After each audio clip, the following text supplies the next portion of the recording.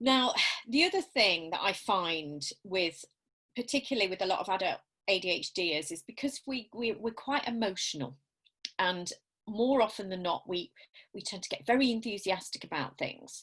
So when we go for a goal and we really put our heart and soul into it, we almost fall in love with it.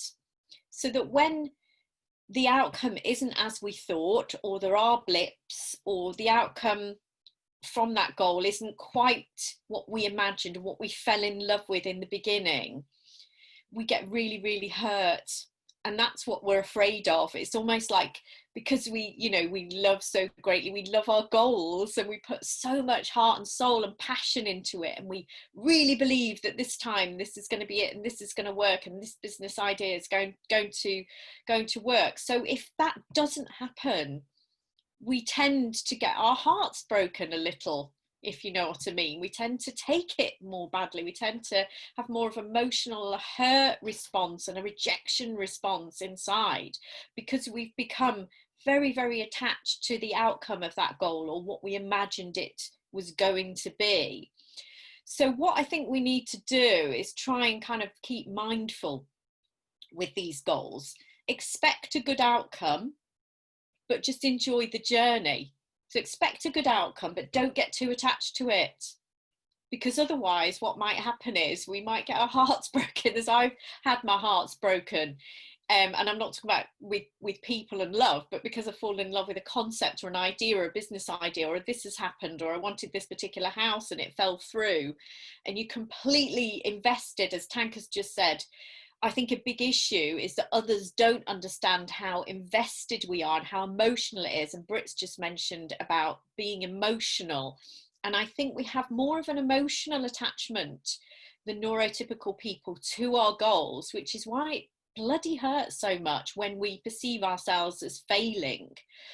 And this is really difficult, as you've said, to try and to try and explain to people why it hurts so much. People just go, well, look, that happened. They're not as invested emotionally and as attached.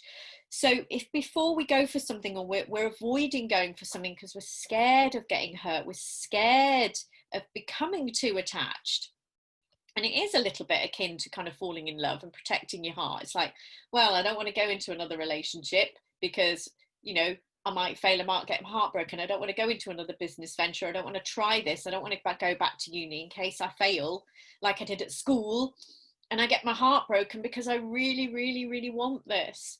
So this is an important thing to kind of pick apart, really. And I'm a big fan of kind of looking under the hood, if you like, the bonnet of the car, and kind of on these concepts and going, well, what is it you're really afraid of? What is actually going on here in terms of what's my fear? What is it I perceive failure to be? Am I really attached to the outcome? And is that outcome really realistic? Am I romanticizing, this? Am I over egging my attachment to a goal that's unachievable? And actually try and frame success as what you've learned from this particular process along the way. And failure or blips, what have they taught you? And that's success in itself, surely, and it's made you stronger. And there's a concept when you're talking to your kids about how you're not supposed to praise the outcome of something that your kids have achieved. You always praise the effort that they've put in. So I think we need to do that for ourselves. It's just, something that we kind of talk about, oh, well, when you're talking to your kids, so that we praise the effort, not the outcome, and not the actual achievement. We never do that for ourselves.